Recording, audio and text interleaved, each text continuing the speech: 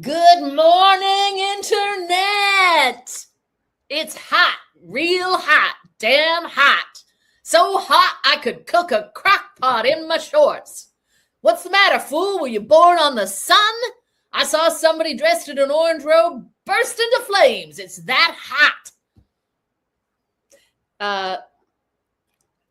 Dr. Heather is ignoring my artistic rendition of a Good Morning Vietnam monologue. Thank you so much for the monologue, Melanie. We appreciate that, all of us. Thank you so much. Acting notes to follow. Acting coaches, she is here and she would love to hear from you. Everyone, it's hot. I'm Melanie Marshall. And I'm Dr. Heather Collins. Today she'll be diagnosing what is she thinking. It's gonna be a day. This is the beginning of a 10-hour episode. But we are going to talk about what the heat is doing to our brains and to society. Because I know it's not only me that's feeling it, right? I mean, you guys are lucky I'm wearing a top. It's so hot.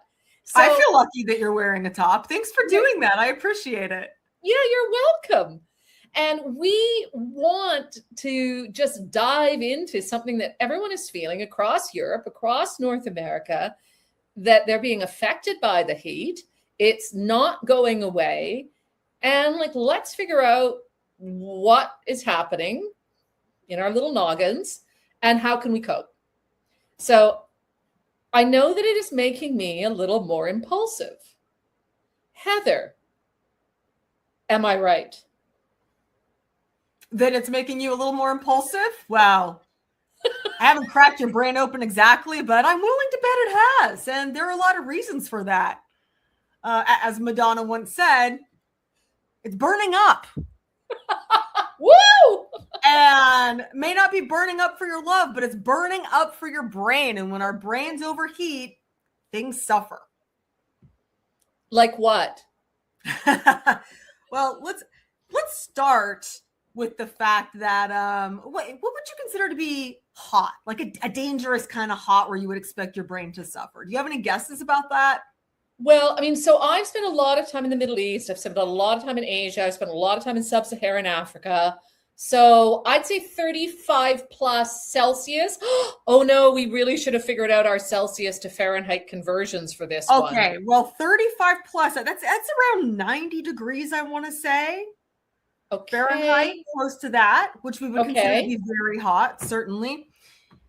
Now, you might be shocked to learn that from the research studies, we have learned that actually when it's about 80 degrees inside, so about 10 degrees cooler than that, maybe 5 degrees Celsius cooler. Wow. 26 degrees Celsius, 80 degrees Fahrenheit. Yeah. Now that is when we can actually start experiencing cognitive impairment. So it's much cooler of a threshold than you think it is for us to start experiencing some negative effects of heat on our brain. And so, it's interesting to note that this is not an absolute temperature. So it does depend on the humidity. If you have a higher humidity, like I do here in Charleston, where it's currently 87 degrees with 87% humidity, it's basically just hot and wet outside. Then you will start having cognitive impairment. Nice if you're a lady, but it's not so. I'm sorry. Okay, please keep going. Monologue number 2. I'm enjoying this immensely. So sorry, Heather. So you were saying if you're in Charleston, where it is basically just an ocean, you're living in a boiling ocean. It's a boiling ocean, or yes, sometimes they say an armpit outside, very hot and sweaty outside, very sticky also, that you're actually going to experience cognitive impairments sooner than if it was in a dry area with low humidity. It also I have totally noticed this.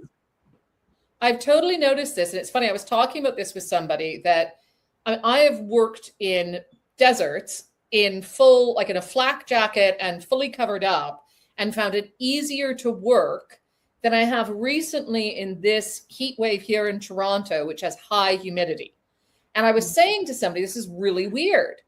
And I guess it's the humidity. But also, when we say cognitive impairment, you know what you mean. but again, I mean, I'm kidding with my monologues, which of course I find hilarious, and I will put the link to Good Morning Vietnam in the show notes. But how does that show up? Like, what kind of cognitive impairment do people see first? Or might you notice, or might you not even realize is the heat?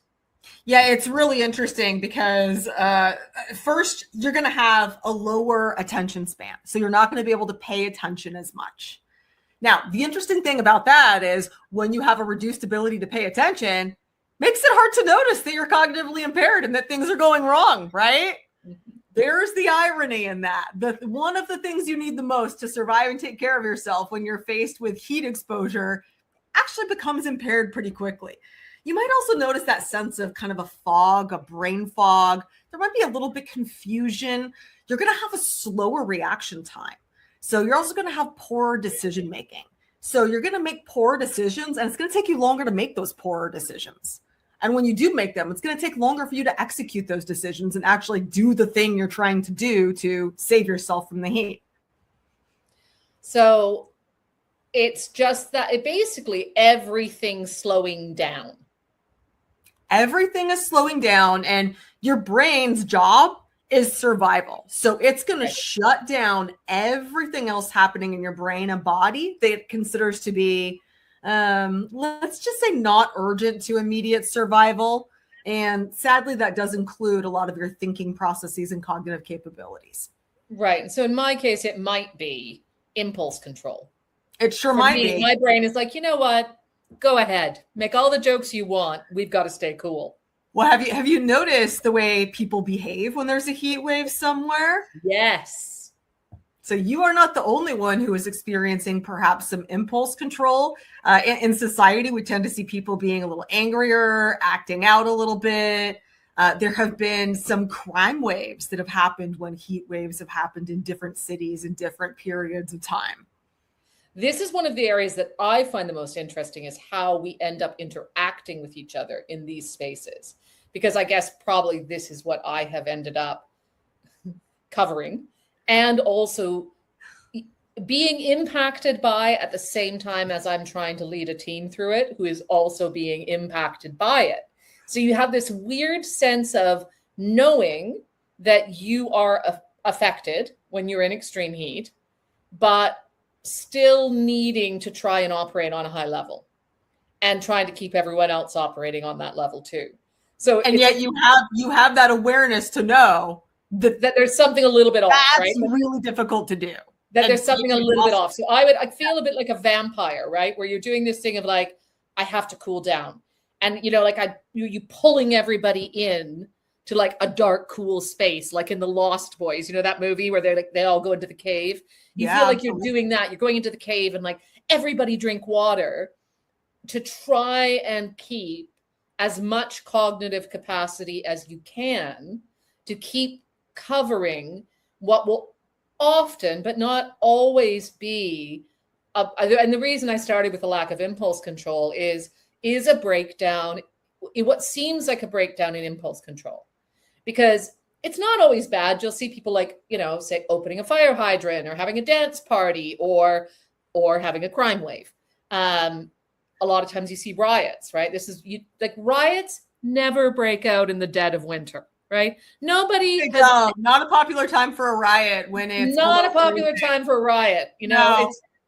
So there's something about that decision-making dropping and the contagion of social behavior that makes these heat waves for people who are not very vulnerable, right? Because we've got old folks who are particularly vulnerable and the young who are particularly vulnerable. We've got something about that contagion that combines. And when it combines, it creates some really interesting impacts that for people who haven't had a lot of extreme heat, I think people are like, what's going on? Right? Oh, yeah. And it's interesting because the thing that's responsible for thermoregulation in our brains is a region right in the middle called the hypothalamus. And it's pretty big.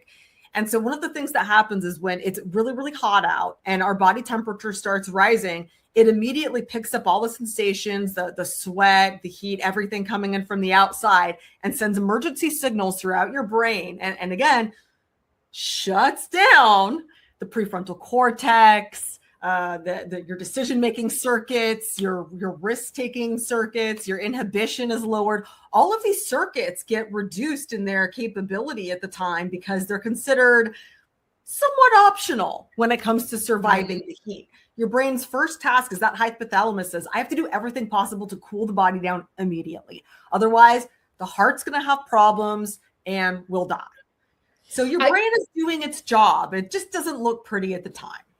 It's so interesting because I think we often forget that like the brain's job is to keep the body alive. Like we're always thinking about it in terms of peak performance for decision-making, revenue, leadership.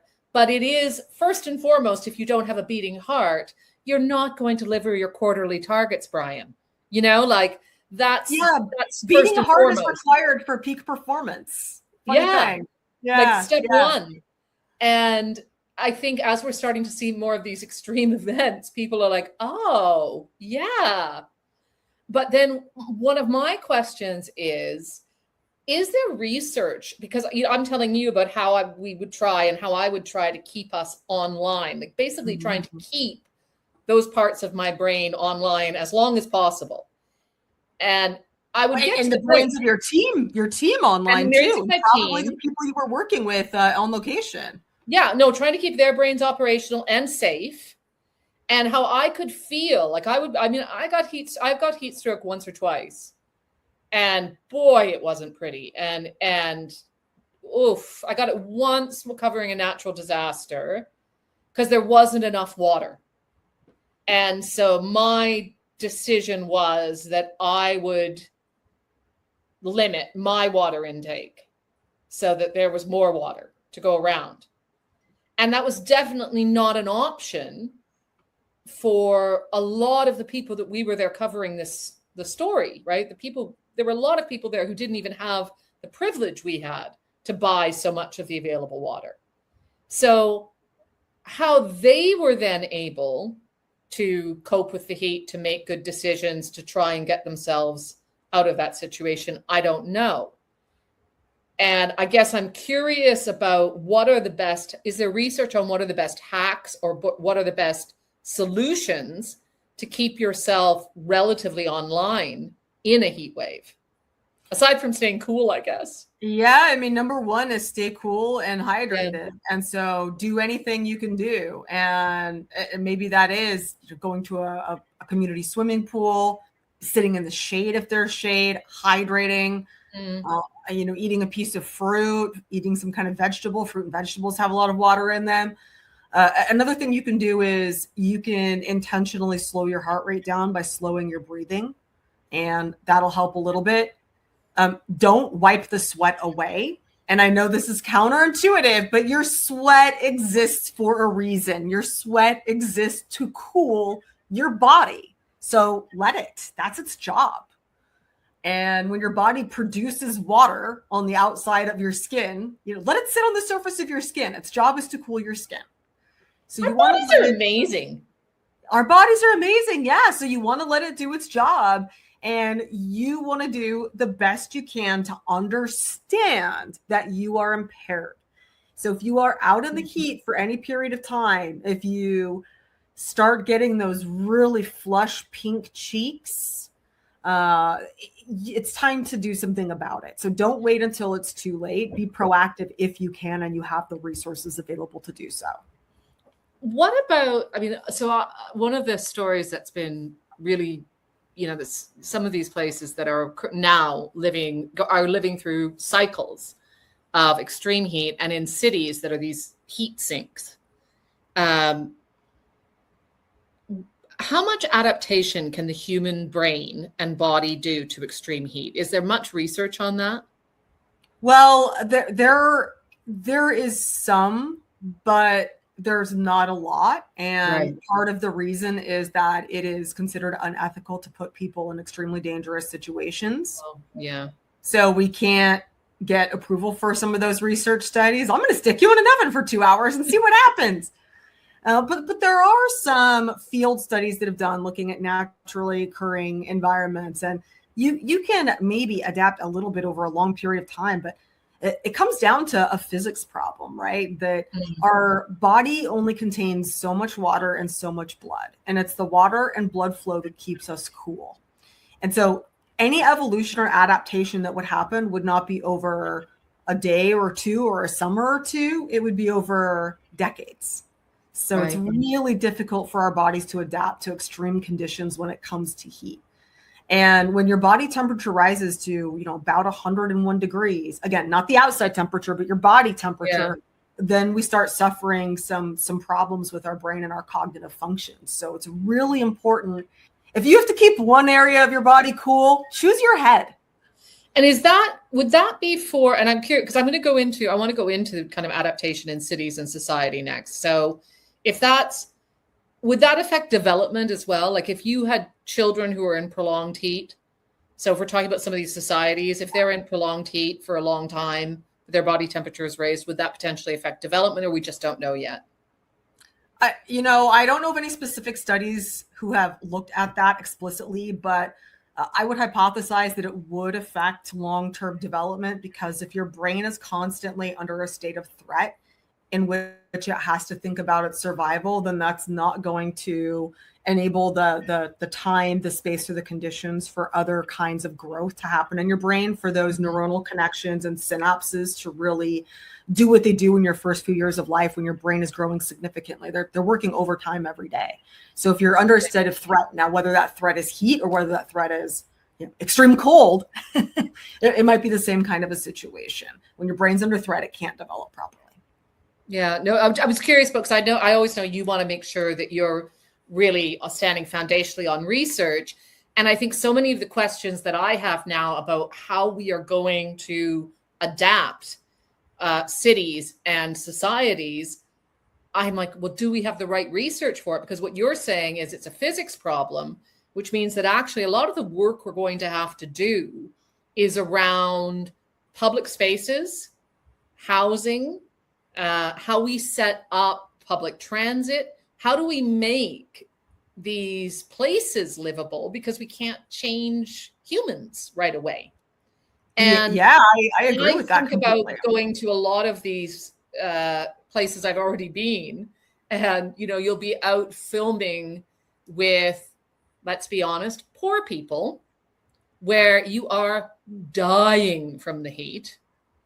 It's so hot, and you're trying to figure out, how do people sleep in this? Can we talk about putting a pin in sleep and heat? Because I can never sleep in the heat. Yeah. So I'm thinking, how does anybody ever sleep in this?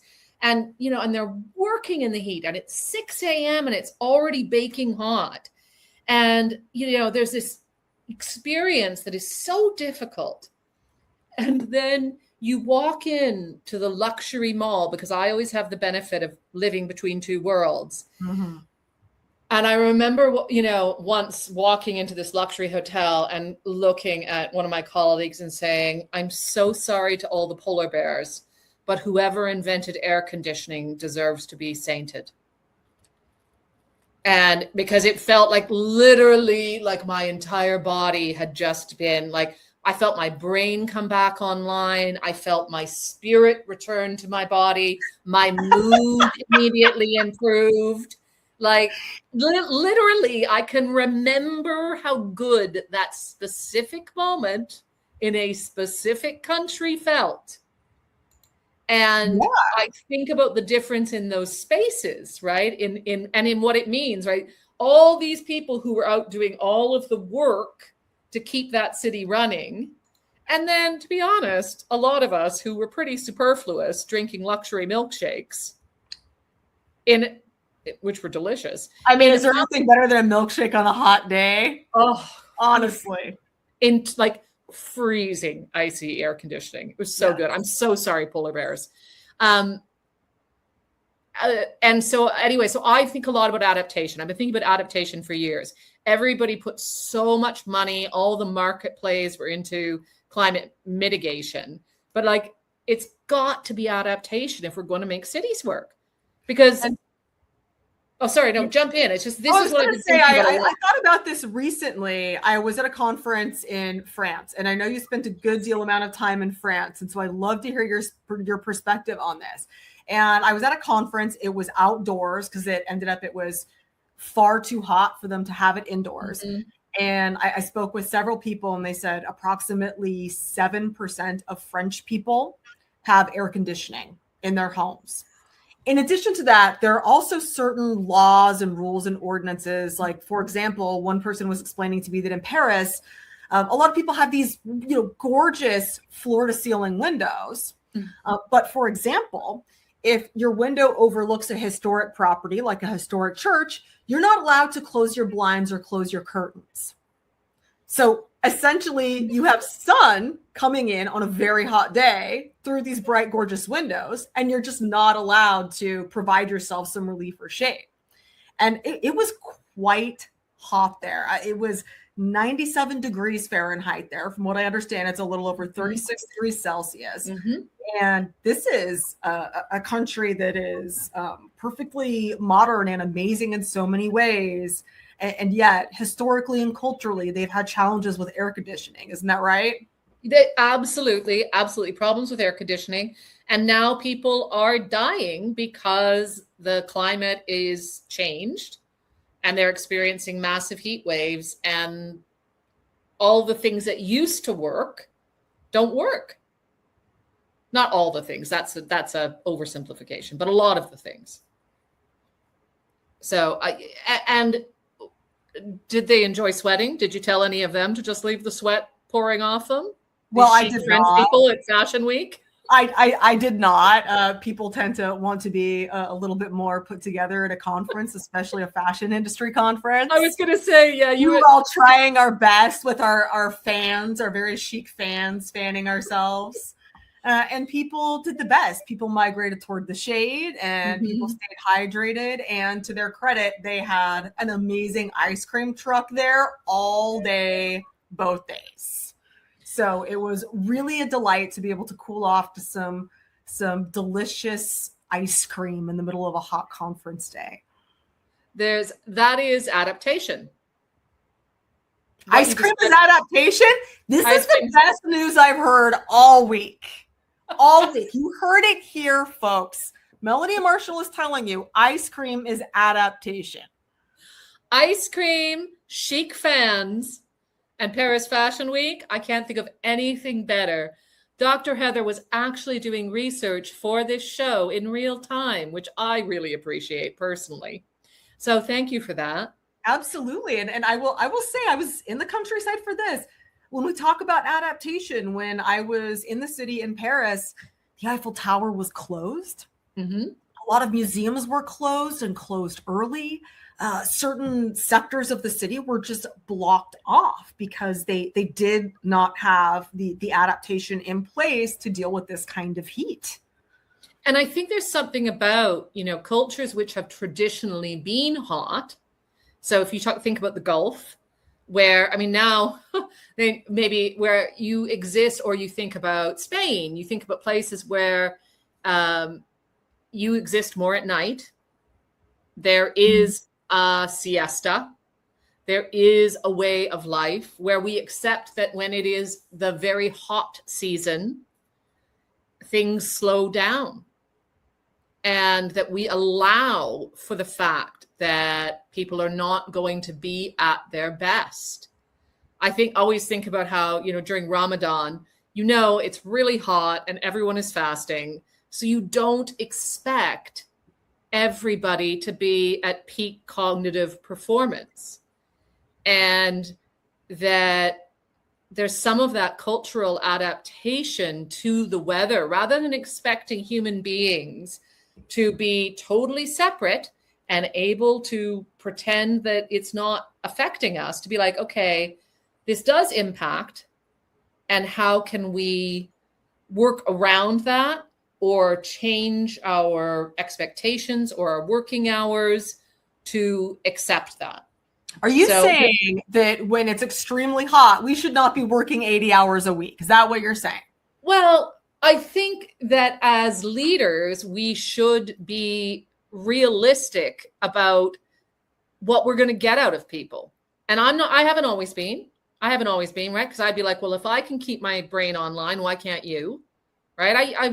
I'm guilty of that. But I was thinking, so here in Toronto, a lot of the schools don't have air conditioning. Mm. And I talked to teachers about what it's like to try and teach, kids. And they're like, well, they don't learn anything. It's, it's pointless. It's impossible for them to learn when it's that hot. Yeah, learning is considered optional to your brain at that point. Right? Learning is considered optional. And so, the teachers know that now. And so they are like, okay, whatever pretend game, whatever Potemkin learning curriculum, the ministry might want to have, I know these kids aren't going to learn. So it's like, how can I keep them alive and keep them entertained? And teachers, thank you for keeping your students alive. We want to thank you. Thank you so much. We appreciate that as a society. Teachers just deserve the thanks anyway, right? Yes. And I do think that, for all of us, I think we should be adapting how, we need to be considering the question of where are we not adapting, or where are we expecting the wrong thing now for what the world is giving us, for what the heat is bringing on us. And sometimes, maybe somebody's being lazy, and sometimes maybe their prefrontal cortex is no longer working and you need to drag them into the cave and give them a bottle of water. Because they might not be aware of it. And they might not be aware of it. Well, but even if they are aware of it, or maybe they're telling you it's too hot to work and you're saying, come on, buck up.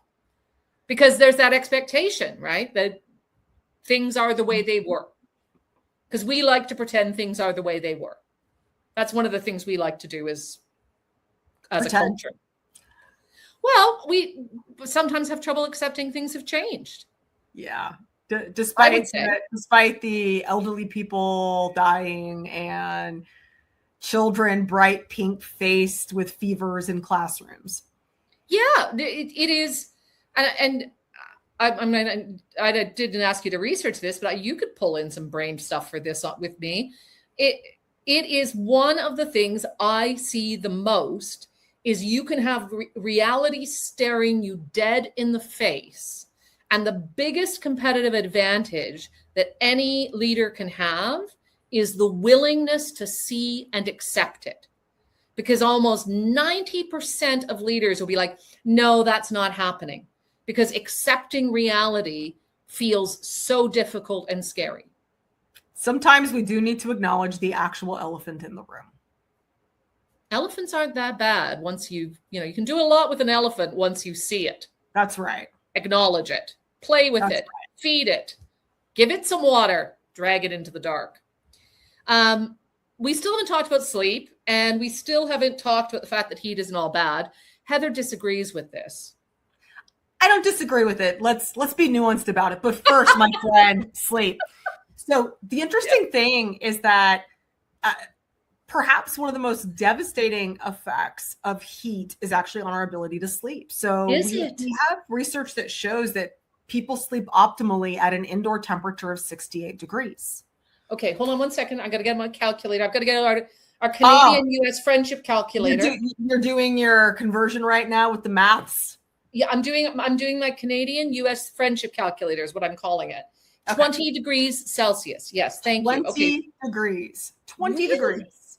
So it needs to be a little bit cool. When it's a little bit cool, a little bit cooler than maybe is comfortable for you to spend time in the daytime in, that actually helps your body relax, settle in, get nice and cozy, and drift off to sleep. So when the temperature is significantly higher than that, then we often have problems sleeping. And we know the cascade of negative effects that happens in our brain. When we do not get sleep, that means that our brain's lymphatic drainage system cannot remove the toxins from our brain. And that puts us at higher risk for developing Alzheimer's disease later on. And certainly the next day makes you so cognitively impaired that it would be equivalent to driving drunk. O-L-E, Ole? No, die. Oh, die. Yeah, we don't want to die. That's bad. Skull and crossbones, bad. So sleep is incredibly important. And one of the interesting things, I don't know if you've noticed this, Melanie, being around friends or family, they're a little bit older. Older adults have a difficult time thermoregulating. They have a difficult time keeping their bodies warm enough. And they tend to be a little bit more comfortable with their temperature higher in the room. So if you get your Canadian American friendship calculator out, 75 degrees, there's research to show that at 75 degrees Fahrenheit, people, including older adults especially, start actually having slightly impaired attention and cognitive processing. Now, this is just hanging out during 23 degrees Celsius. Yeah. So at 23 degrees Celsius, we do start seeing a little bit of impairment in older adults in their cognitive function.